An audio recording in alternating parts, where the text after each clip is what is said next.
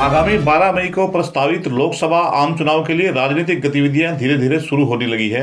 इसी सिलसिले में अभी कुछ महीने पहले हरियाणा के प्रमुख विपक्षी दल इनेलो से टूटकर एक नई बनी जननायक जनता पार्टी के युवा नेता दिग्विजय चौटाला ने आज क्षेत्र के विभिन्न गांवों का दौरा किया। उन्होंने अपने इस दौरे को जनसंपर्क का नाम दिया है। उन्होंने अपने संबोधन में ग्रामवासियों से विभिन्न मुद्दों पर बातचीत की। वहीं लोकसभा चुनाव के दौरान जननायक जनता पार्टी के उम्मीदवार को जिताने का आह्वान भी किया।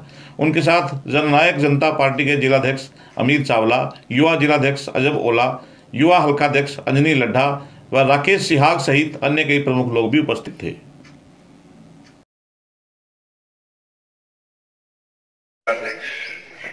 अमीर सिंह चावला जी, गांव छोटी ममेरा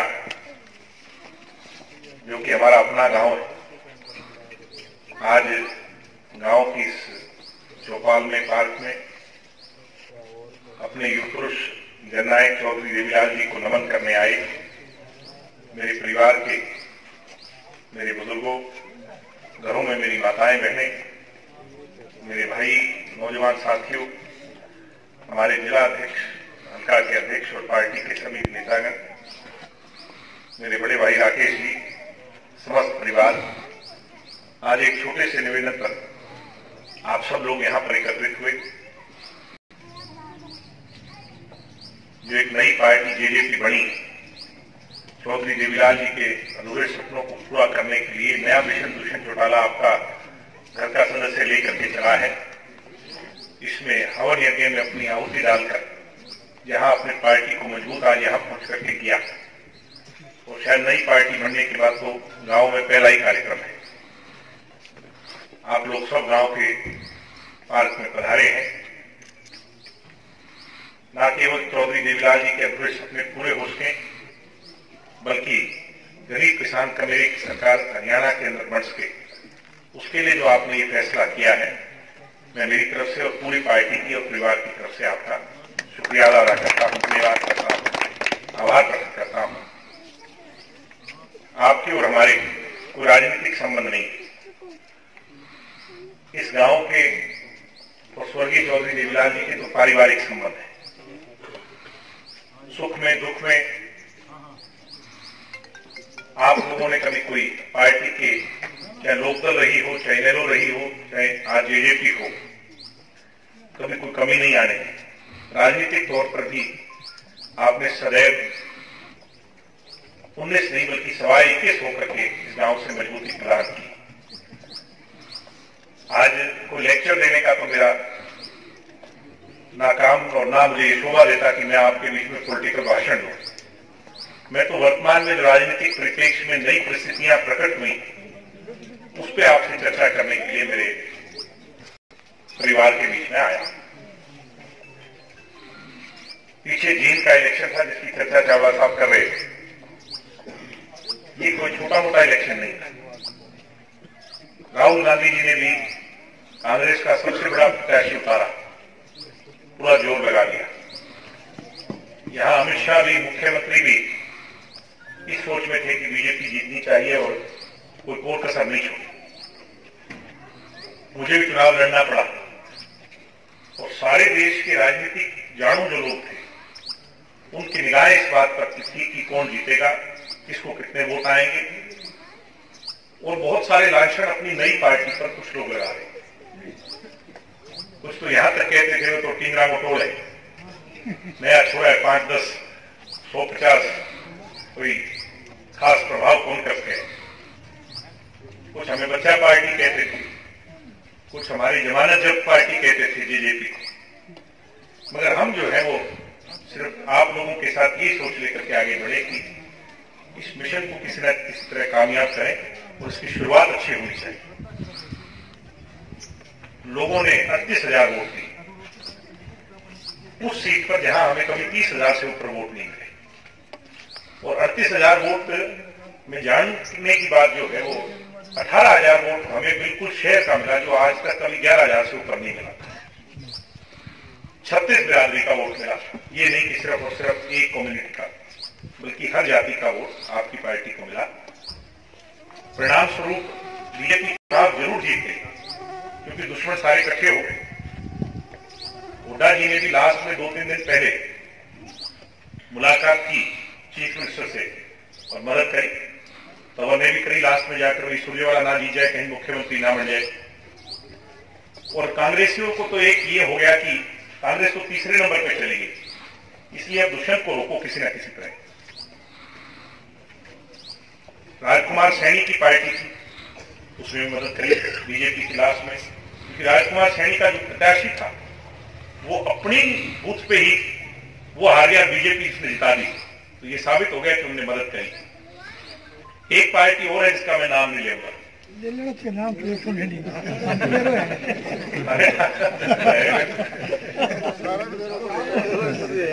उन्होंने बेचारों ने, मैं इसलिए उनको बेचारा कहता हूं क्योंकि जिस पौधे को चौधरी देवीलाल जी ने लगाया, चौटाला साहब ने उसको सींचा, इन बुजुर्गों के साथ जिस पार्टी को खड़ा किया हो, उनके जेल जाने के पश्चात जिन लोगों के हाथ में वो पार्टी थी, आज क्या वो 3000 वोट के ही हकदार रहे, ये बड़ी चिंता का विषय है। मगर वो भी मैं बड़े विश्वास से कह सकता हूं, कभी साबित करने की बारी आएगी तो हम उसको साबित भी करेंगे। भिवानी में चीफ मिनिस्टर से मिले वो लोग, और दुष्यंत को रोकने के लिए कहा, भाई हमारे पास तो जो कुछ है ले लो, इस दुष्यंत को रोक लो। मगर उनके साथ भी ऐसा हुआ, जमानत हमारी जब्त कराने चले थे, उनकी 6 बार जब्त हुई, 21,000 पर जमानत बस्ती थी, 3,000 वोट आए। तो साथियों, मेरा कहने का मतलब यह है कि लोगों ने इस बात पे मोहर लगा दी कि स्वर्गीय चौधरी देवीलाल जी की राजनीतिक विरासत, जिसके मालिक जनता है, हरियाणा की कमेरा वर्ग है, किसान है, उस मालिक जो विरासत का है उसने मोहर लगा दी कि अब ध्वजवाहक बनकर के इस रथ को कोई लेकर आगे चलेगा, चौधरी देवीलाल जी के पदचिन्हों पर कोई उनके सपनों को पूरा करेगा, चौटाला साहब के अधूरे काम को पूरे करेगा, तो उस शख्सियत का नाम दुष्यंत चौटाला है। अब पीछे इस बात पर बड़ी हैरानी है और आपको भी पीड़ा हुई है।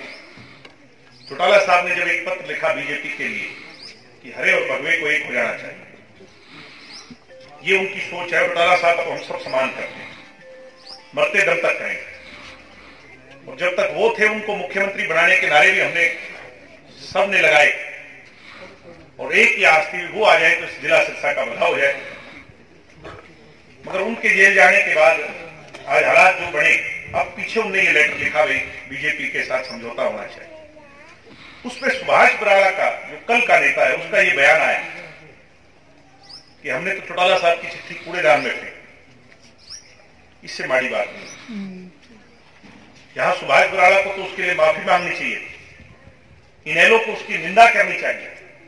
निंदा जेजेपी वाले कर रहे हैं और नेता प्रतिपक्ष ये कहते हैं भाई अभी भी संभावनाएं सारी खुली, राजनीति में और क्रिकेट की अंतिम बॉल पे क्या हो जाए, ये कुछ होगा देने वाली बात नहीं।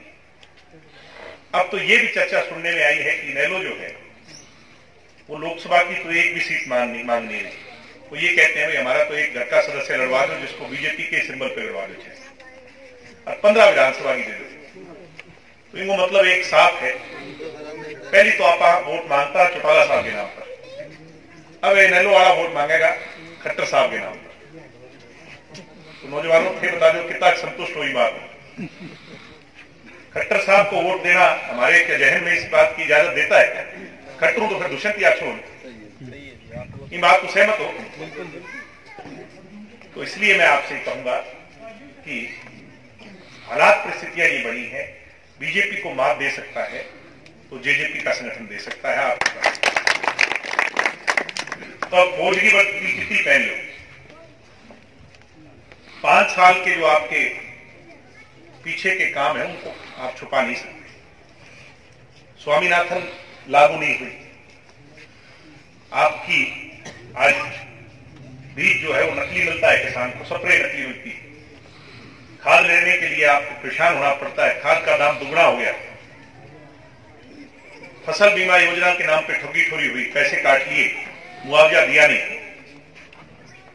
और तो और नौजवानों को नौकरी नहीं, 1 रैंक 1 पेंशन नहीं, कर्मचारियों को तनख्वाह नहीं पंजाब के समान, पुरानी पेंशन की स्कीम की बहाली नहीं, अच्छे दिन नहीं, 15 लाख अकाउंट में नहीं, और बस एक ही बात का राग लापते हैं, कभी राम का, कभी गाय का, कभी गीता का।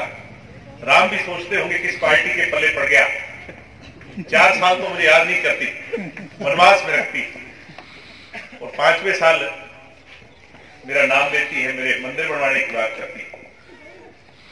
इसलिए कमेरा वर्ग फौज के नाम पर राजनीतिक रोटियां सेकने वाले लोगों को माफ नहीं करेगा। कांग्रेस के हालात तो कुछ ऐसे हैं कि कांग्रेस के आपसी फूटी कांग्रेस को ले बैठे। अपने यहां भी एक तंवर गुट है, एक हुड्डा गुट है, एक शैलजा गुट है, एक किरण गुट है, एक कुलदीप बिश्नोई गुट है। 2-4 नाम तो मैं ले पहुंच के 7-8 तो गुट है, और 7-8 चीफ मिनिस्टर के दावेदार हैं। इसलिए कांग्रेस कमजोर है। राहुल गांधी जहां जाते हैं 100 वोट कांग्रेस की घटा के आते हैं। इसलिए कांग्रेस का भी कोई खासा आज के दिन हालात नहीं, 100 का आंकड़ा भी मुश्किल पार करेगी कांग्रेस लोकसभा में। इसलिए लोग ये तलाश रहे हैं भी क्षेत्रीय दल कौन से मजबूत है। क्षेत्रीय दल जो मजबूत है लोग उनको वोट डालेंगे, और वहां उन पार्टियों को जिताकर मोदी के सामने केंद्र में मजबूती से खड़ा करेंगे। आज जो हालात बन रहे हैं, अपनी पार्टी ज्यादा सीटें जीतकर लोकसभा की जाएगी, ना केवल जाएगी बल्कि बहुत लंबे अरसे के बाद आपकी पार्टी जो है 1989 के बाद अब जेजेपी जो है केंद्र की सरकार की इस इलाके का नेतृत्व लेकर हिस्सेदार, और हिस्सेदार जब बढ़ेगी, विधानसभा में आपका माहौल होगा, तो फिर निश्चित तौर पर आपकी सरकार हरियाणा में आएगी। आपका लाडला, आपका बेटा, आपका भाई, आपके परिवार का सदस्य दुष्यंत जो है वो आपके आशीर्वाद लेकर के मुख्यमंत्री बनेगा, और अगर बनेगा तो 24 घंटे के अंतराल में कमेरे वर्ग का जो कर्जा है उसको माफ करवाने का काम। ट्यूबवेल का कनेक्शन किसान को मुफ्त देने का काम करेंगे, उसमें पैसा नहीं लगने देंगे किसान। जब तक फसल ये आपकी स्वामीनाथन लागू नहीं हो जाती, तब तक हर फसल पर 10% बोनस हरियाणा की सरकार देने का काम करेगी। इसके साथ साथ नौजवानों को नौकरी, मेरी उम्र के जो भाई मेरा गांव के खड़े हैं, सुन रहे हैं, पढ़ लिख लिए, आपने और मैंने तो कभी ये देखा ही नहीं कि सरकार में नौकरियां अपने राज्य में कब मिली थी, क्योंकि 15 साल हो गए। 15 साल पहले मेरी उम्र भी 15 ही साल की थी। तो मेरी उम्र के खड़े कोई 10 का था तो आज 25 का आज लगने लायक हुआ है, उसको तो सरकार का एहसास ही नहीं। इसलिए आप राज बढ़ाओ। इस गांव का और क्षेत्र का हम पढ़ा लिखा नौजवान खाली घर पर नहीं बैठने देंगे। हम जाने और हमारा काम पक्की नौकरी, गुलाबी कार्ड, पीले कार्ड की समस्या को दूर करेंगे। बुढ़ापा पेंशन को 3000 कर समय पर मिले, इसलिए महिला को 55 वर्ष में पेंशन देंगे और पुरुष को 58 वर्ष में पेंशन देंगे। कच्चा मकान जिसका है उसको पक्का मकान मिल सके, और न केवल मकान मिल सके बल्कि उसकी रजिस्ट्री उस गरीब आदमी के नाम पर हो सके, जिससे मालिकाना हक तरीका हो, वो व्यवस्था आने वाले समय में देने का काम करेंगे।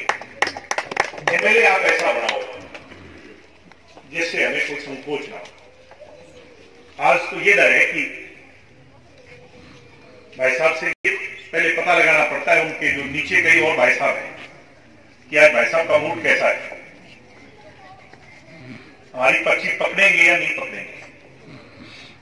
कई बार धुतकार दिया जाता है मंचों से, कोई कहता है तो उसको कहते हैं तू बैठ जा, तेरी नहीं सुनूंगा। अब पीछे नंदलाल जी के गांव में कह के आए, नंदलाल को तो मैं देख लूंगा, तो आपको अमरीश पुरी की पिक्चर है। प्रजातंत्र प्रणाली में और चौधरी देवीलाल जी ने तो हमें राज का मतलब क्या होता है वो सिखाया। गांव में जाके ये बताया कि तुम मालिक हो और हम आपके सेवक हैं। ये चौधरी देवीलाल जी का, ये एसपी डीसी सेवक हैं, चुने हुए नुमाइंदे सेवक हैं। वो कभी ये नहीं कहते थे कि मैं मालिक हूं। पर आपकी व्यवस्था यहां कुछ ऐसी हो गई कि कुछ लोग अपने आप को सब कुछ मानने लगे, उसके कारण पार्टियां कमजोर हुई। मगर निश्चित तौर पर आप ये चिंता मत करें, आने वाला जो आपका विधायक होगा घर का ही सदस्य चुनाव लड़ेगा। और अजय सिंह जी ने तो सारी उम्र विनम्रता कमाई, आपका प्यार कमाया, इनमें रुसाए अजय जी ने गले लगाए। तो निश्चित तौर पर यहां से जो नुमाइंदा होगा वो आपको ठीक नुमाइंदा देंगे, और मेरे हिसाब से आपको उसको वोट डालते हुए भी कोई कठिनाई नहीं आएगी। अब निशान अपने को मिल गया चप्पलों का। कुछ लोगों के बहुत पेट में दर्द हो रहा है, बेचारे सुबह उठते हैं, चप्पलों की तरफ देखते हैं, दुष्यंत का फोबिया उनके सिर में घूमने लग जाता है। तो ये अच्छा निशान है। एक तो आम आदमी, गरीब से गरीब आदमी के पैरों में आप देख लो, इस भीड़ में देख लो, ज्यादातर लोगों को चप्पलें मिलेंगी। गरीब आदमियों की सवारी है, जिसके पास साइकिल भी नहीं उसके पास चप्पल जरूर मिलेगी। इस बात से सहमत होकर नहीं। तो कांटे जो रस्तों में हमारे बिछाए, पत्थर जो डालने की लोगों ने कोशिश की, राहें रोकने की कोशिश की, ये जो चप्पलें हैं ये उनके ऊपर से हमें चलना सिखाएगी। चौधरी देवीलाल जी की खड़ाऊ है, बुजुर्गों के पैरों की शान है। जब चप्पल याद करोगे तो फिर हमें झुकना भी आएगा। राज में जो होता है, सब राजनीतिक में जो होता है उसको झुकना आना चाहिए। जब नीचे आपके पैरों की तरफ हम देखेंगे तो हमारी मुश्किलात और कठिनाइयां क्या है, गरीब आदमी की दिक्कतें क्या है वो हमें नजर आएंगी। गर्दन ऊपर करके कुछ नजर नहीं आएगी। तो ये चप्पलें जो है ये सोचने की बात है। तबर ने कहा सिर फोड़ने के काम आएंगे। मैं मानता हूं कि भूपेंद्र हुड्डा जी ने जो उनका सिर फटोबल हुआ, उनका वो फोबिया भी उतरा नहीं, उनके कांग्रेसियों के तो सिर फोड़ने के काम आएंगे, मगर हमारे लिए ये जो है चंडीगढ़ का रास्ता तय करने के लिए एक साधन बनेंगे। आपका बहुत बहुत धन्यवाद। आप सब लोग पधारे, आपने मेरी बात पर गौर किया और मैं उम्मीद करता हूं कि जिला सिरसा का राज आए, अपने इलाके की चौधर हो, हमारे क्षेत्र का आदमी ताकतवर हो और चौतरफा इस इलाके में विकास हो। बहुत बहुत धन्यवाद। जय हिंद।